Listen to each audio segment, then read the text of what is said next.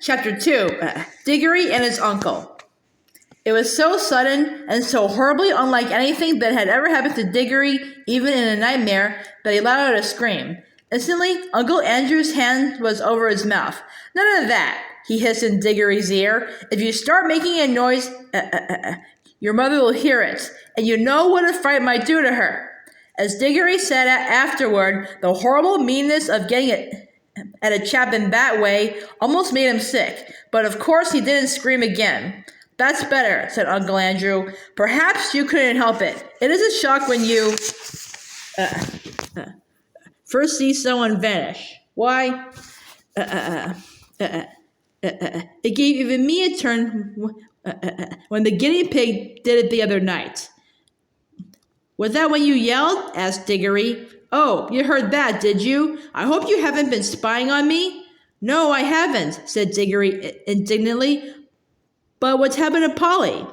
Congratulate me, my dear boy, said Uncle Andrew, rubbing his hands. My experiment has succeeded. The little girl's gone, vanished, right out of the world. What have you done to her? Sent her to another place. What do you mean? Asked Digory.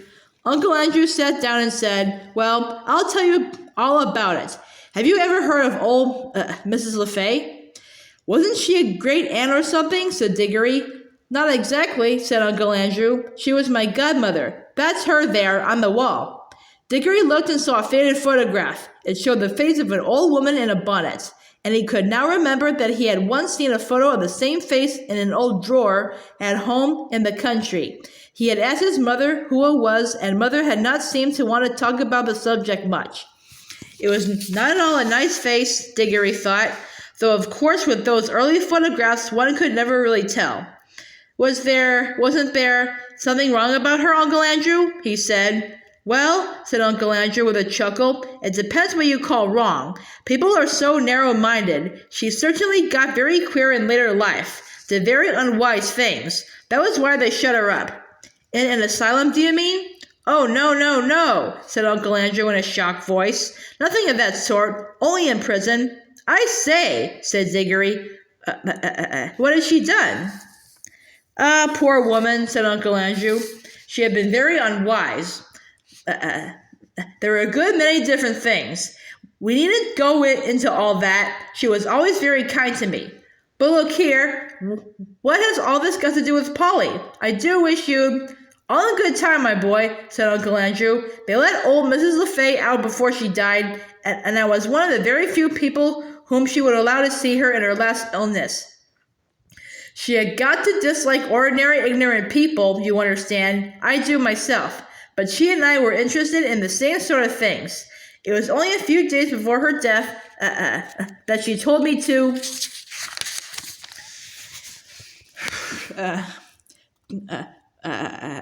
go to an old bureau in her house and open a secret drawer and bring her little box that I would find there. The moment I picked up that box, I could tell by the pricking in my fingers that I held some great secret in my hands. She gave it me, it made me promise that as soon as she was dead, I would burn it, unopened, with certain ceremonies. That promise I did not keep.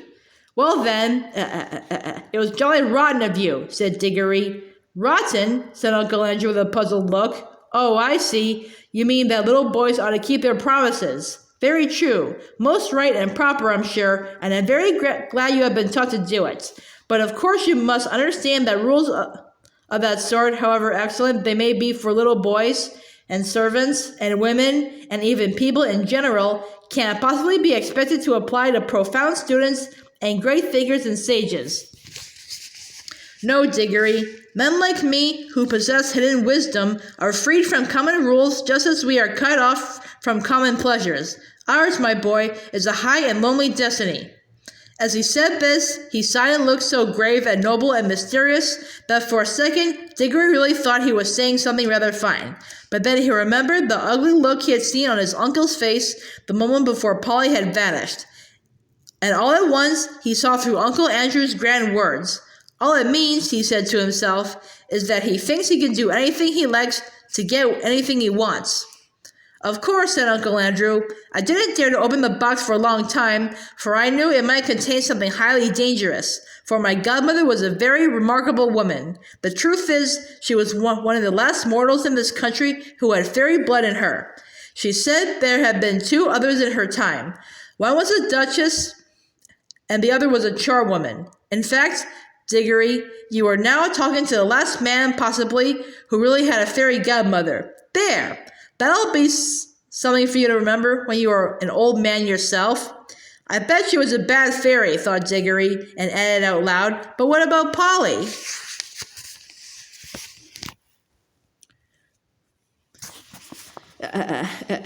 How you do harp on that, said Uncle Andrew, as if that was what mattered. My first task was, of course, to study the box itself.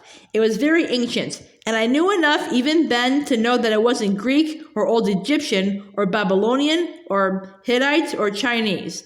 It was older than any of those nations. Ah, that was a great day when I at last found out the truth. The box was Atlantean. It came from the lost island of Atlantis.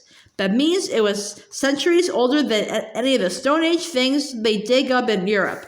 And it wasn't a rough, crude thing like them either.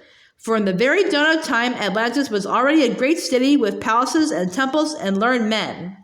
He paused for a moment as if he expected Digory to say something, but Digory was disliking his uncle more every minute, so he said nothing. Meanwhile, continued Uncle Andrew, I was learning a good deal in other ways. It wouldn't be proper to explain them to a child about magic in general. That meant that I came to have a fair idea what sort of things might be in the box. By various tests, I narrowed down the possibilities. I had to get to know some devilish, queer people and go through some very disagreeable experiences.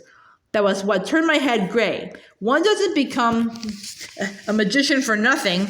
My health broke down in the end, but I got better, and at last I actually knew. Although there was not really the least chance of anyone overhearing them, he leaned forward and almost whispered as he said, the Atlantean box contained something that had been brought from another world when our world was only just beginning. What? Asked Digory, who was now interested in spite of himself. Only dust, said Uncle Andrew. Fine, dry dust. Nothing much to look at. Not much to show for a lifetime of toil, you might say. Ah, but when I looked at that dust, I took jolly good care not to touch it, and thought that every grain had once been in another world. I don't mean another planet, you know. They're a part of our world, and you could get to them if you went far enough. But a really other world, another nature, another universe, somewhere you would never reach even if you traveled through the space of this universe forever and ever, a world that could be reached only by magic. Well, here, Uncle Andrew rubbed his hands till his knuckles cracked like fireworks.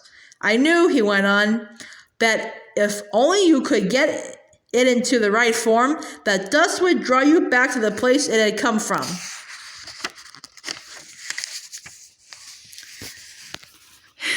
But the difficulty was to get it into the right form. My earlier experiments were all failures. I tried them on guinea pigs. Some of them only died. Some exploded like little bombs. It was a jolly cruel thing to do, said Digory, who had once had a guinea pig of his own.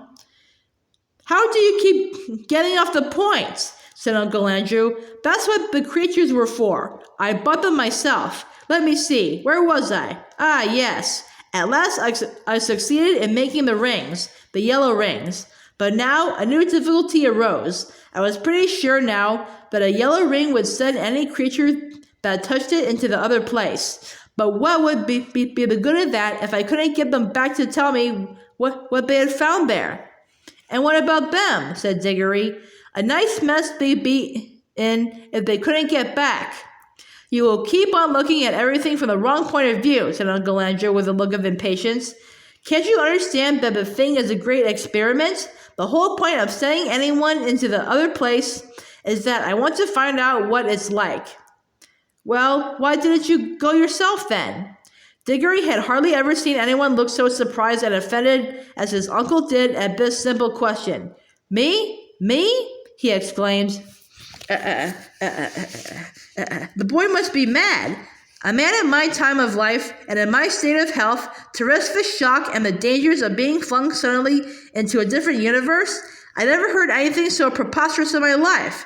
Do you realize what you're saying? Think what another world means. You might meet anything. And I suppose you sent Polly into it then?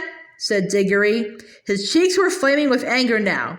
And all I can say, he added, even if you are my uncle, is that you've behaved like a coward, sending a girl to a place you're afraid to go to yourself.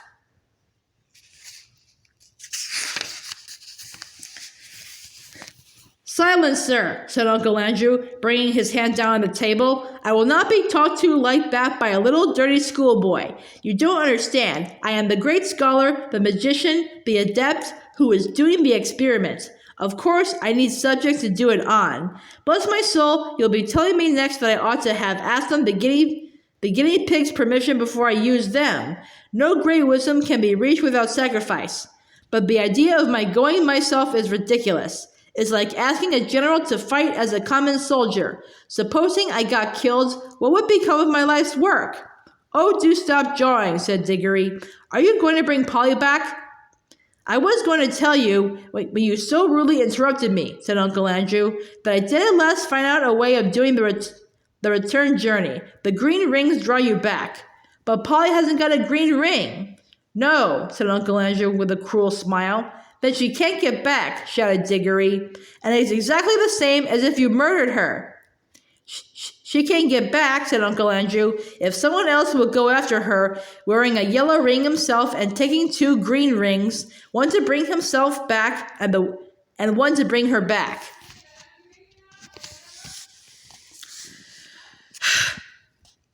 And now, of course, Digory saw the trap in which he was caught, and he stared at Uncle Andrew, saying nothing, with his mouth wide open. His cheeks had gone very pale. I hope, said Uncle Andrew presently in a very high and mighty voice, just as if he were a perfect uncle who had given one a handsome tip and some good advice, I hope, Digory, you are not given to showing the white feather. I should be very sorry to think that anyone of our family had not enough honor and chivalry to go to the aid of a lady in distress. Oh, shut up, said Digory. If you had any honor and all that, you'd be going yourself, but I know you won't. All right, I see I've got to go, but you are a beast. I suppose you planned the whole thing so that she'd go without knowing it, and then I'd have to go after her. Of course, said Uncle Andrew with his hateful smile. Very well, I'll go, but there's one thing I jolly well mean to say first. I didn't believe in magic till today. I see now it's real. Well, if it is, I suppose all the old fairy tales are more or less true. And you're simply a wicked, cruel magician like the ones in the stories. Well, I've never read a story in which people of that sort weren't paid out in the end, and I bet you will be. And serve you right.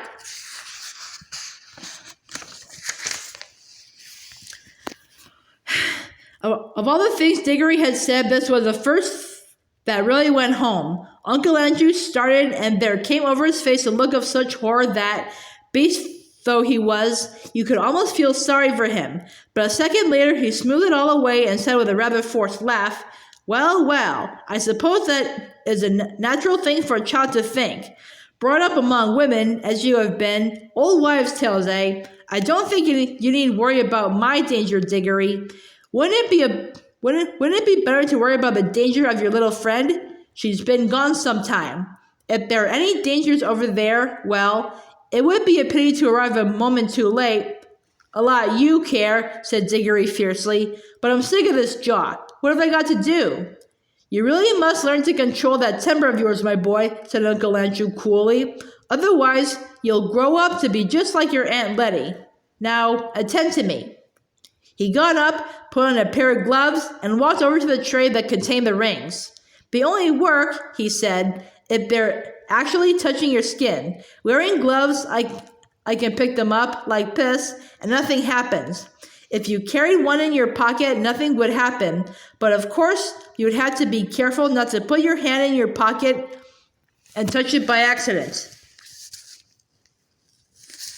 The moment you touch a yellow ring, you vanish out of this world. When you are in the other place, I expect, of course this hasn't been tested yet, but I expect that the moment you touch a green ring, you vanish out of that world and, I expect, reappear in this. Now, I take these 2 greens and drop them into your right-hand pocket.